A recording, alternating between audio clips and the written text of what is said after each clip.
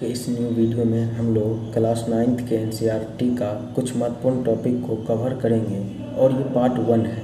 इसी प्रकार से पार्ट 2, पार्ट 3, पार्ट 4 आते रहेंगे। आप लोग जुड़ना ना भूलें। चलिए स्टार्ट करते हैं। राजनीतिक प्रतीकों के मायने। तो यहाँ पे कुछ दिया हुआ, इसे हम लोग पढ़ते हैं। 18वीं सदी में ज़्यादातर स्त्री पुरुष पढ़े लिखे नहीं थे, इसलिए महत्वपूर्ण विचारों का प्रचार करने के लिए छपे हुए शब्दों के बजाय अक्सर आकृतियों एवं प्रतीकों का उपयोग किया जाता था।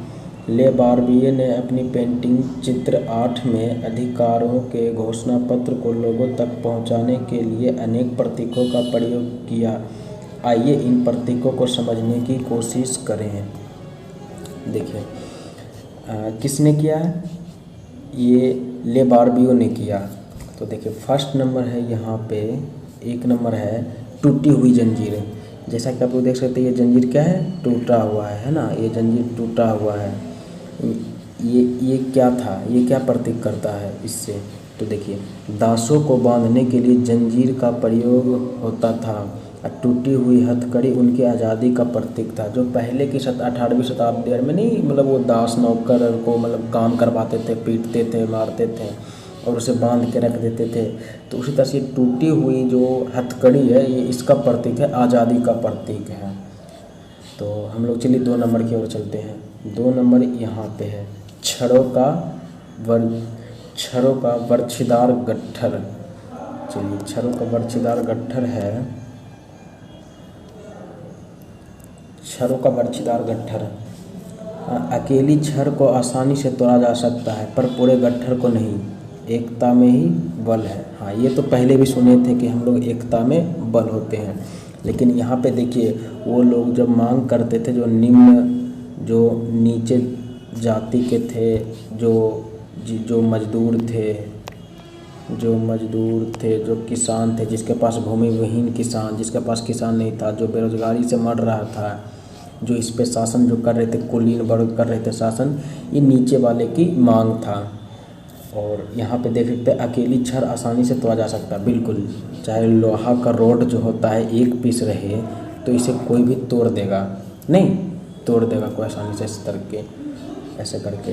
बट यही ऐसे करके 5, 6, 7, 8 रहे। अब इसको एक ये बांध दे किसी तरह से, उसके बाद इसको अब कोई तोड़ पाएगा? कोई नहीं तोड़ पाएगा, समझे? तो इसीलिए किसका प्रतीक था? छड़ों का बरछीदार गट्ठर। ये हो गया 2 नंबर। अब चलते हैं हम लोग 3 नंबर की ओर। 3 नंबर है त्रिभुज के अंदर रोशनी बिखेरती आँख। ये देखिए त्रिभुज हो गया यहाँ पे, नहीं ये त्रिभुज हो गए, ये देखिए ये हो गया त्रिभुज। इसके अंदर देखिए कुछ आँख बना हुआ है, तो इसका माध्यम है त्रिभुज के अंदर रोशनी बिखेरती आँख। सर्वदर्शी आँख ज्ञान का प्रतीक है। सूर्य की किरणें अज्ञान रूपी अंधेरे को मिटा देगी। कितना देखिए अच्छा वाक्य लिखा हुआ है। सर्वदर्शी आँख ज्ञान का प्रतीक है। सूर्य की किरणें अज्ञान रूपी अंधेरे को मिटा देगी। जिस तरह से सूर्य जब उगते हैं तो अंधेरे नहीं मिट जाते हैं, इसी तरह से जब वो ज्ञान अपने आप हो जाएंगे तो अंधकार से क्या हमें प्रकाश की ओर मूव कराएंगे। चलिए अब 4थे नंबर हम लोग देखते हैं। 4 नंबर ये हो गया राजदंड। ये क्या है राजदंड भाई? देखो इसे, राजदंड। देखिए नंबर 4 आ गया राजदंड पे। राजदंड शाही सत्ता का प्रतीक। ये जो राजदंड, ये जो है शाही सत्ता का प्रतीक किससे किया जाता था? राजदंड से किया जाता था। ये कुछ मतलब चिन्ह टाइप के हैं, प्रतीक है कुछ। देखिए शाही सत्ता का प्रतीक। चलिए हम लोग 5 नंबर की ओर चलते थे। 5 नंबर है अपनी मुँह के लिए। 5 नंबर अपनी पूछ मुँह के लिए सांप। अच्छा यहाँ पे देख लीजिए सांप है और ऐसे करके पुच्छिए से घूम के, ये देखिए ये सांप है। क्या ये सांप है? ये सांप का क्या होगा? मुँह हो गया। इसमें लिखा गया है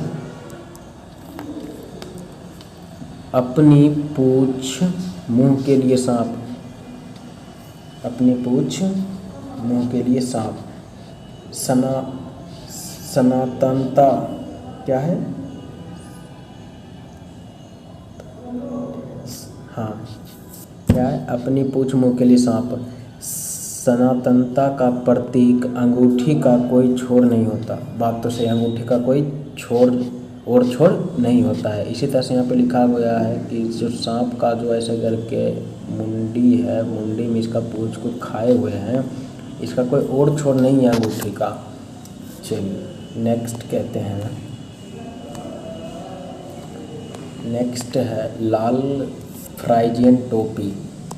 लाल फ्राइजियन टोपी, लाल फ्राइजियन टोपी दासों द्वारा स्वतंत्र होने के बाद पहनी जाने वाली टोपी। दासों द्वारा स्वतंत्र मतलब वो जो दास मतलब किसे? दास उसे कहते हैं जिसे मतलब अपने घर में रह के काम करवाया जाता था। मतलब काम करवाते थे, 18 घंटा देते थे पैसे, 6 घंटा का। इसी प्रकार यहाँ पे ये जब वो स्वतंत्र हो जाते थे तब ये इस प्रकार लाल टोपी पहनते थे, इसी का कहता था लाल फ्राइजियन टोपी। नेक्स्ट है नीला सफ़ेद लाल, फ्रांस के राष्ट्रीय रंग। नीला सफ़ेद लाल क्या है? फ्रांस के राष्ट्रीय रंग हो जाते हैं। अच्छा यहाँ पे देखिए नीला पहने हैं, यहाँ पे ये लाल हो गए और सफ़ेद तो इसका फेस है। नीला सफ़ेद रंग ये क्या है? फ्रांस के राष्ट्रीय रंग है। तो चलिए नेक्स्ट क्वेश्चन पर हम चलते हैं। नेक्स्ट क्वेश्चन है डैनो वाली स्त्री कानून का मानवीय रूप। अच्छा देखिए ये जो फ्रांस में है क्या है? डैनो वाली स्त्री। डैनो मतलब होता है पंखियाँ, इसके देखिए पीछे पंखियाँ टाइप में कुछ बना हुआ है, ये मतलब लगा हुआ नहीं है पंखियाँ, तो ये पंखियाँ वाला स्त्री है। अपना अभी भी अपना जो कोर्ट में जो लगे रहते हैं प्रतिमा के दोनों आँख पे क्या है? पट्टी बांधा हुआ है, जिससे क्या प्रतीक होते हैं। और हाथ में क्या है?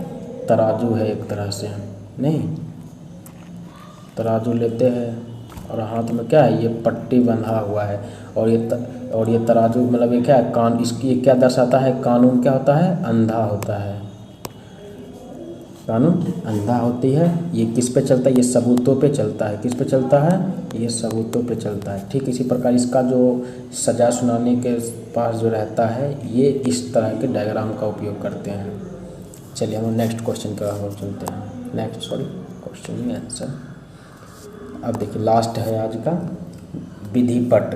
कानून सबके लिए समान है और उसकी नज़र में सब बराबर है। हाँ ये तो है, इंडिया का भी संविधान यही कहता है कि कानून सभी के लिए क्या है? बराबर है। बराबर बोले तो क्या? समान। अगर कोई कांड कोई पुरुष करता है, अगर कोई कांड दूसरे पुरुष करता है वही कांड को, तो उसके लिए क्या? उसको सज़ा क्या दिया जाएगा? बराबर दिया जाएगा। ना कि उसको जुर्माना 10 रुपये लगेगा, इसका जुर्माना 1 लाख लगेगा, दोनों का क्या लगेगा? 1 ही लाख लगेगा। यानी समान व्यवस्था, समान कानून, समान व्यवस्था, समान इज्जत सभी को उस तरह के दिया जाता है। तो यहाँ पे कानून सबके लिए समान है और उसकी नज़र में सब बराबर हैं। ये देखिए इससे ये किसका प्रतीक है? कानून सबके लिए समान है और उसकी नज़र में सब बराबर है। तो मिलते हैं हम फिर नेक्स्ट वीडियो में। हम क्लास 9th के इसी तरह से इम्पोर्टेंट जितने भी रहेंगे हम आपके सामने लाते रहेंगे। तो जुड़ना ना भूलें हमसे। चलिए धन्यवाद, मिलते हैं नेक्स्ट वीडियो में।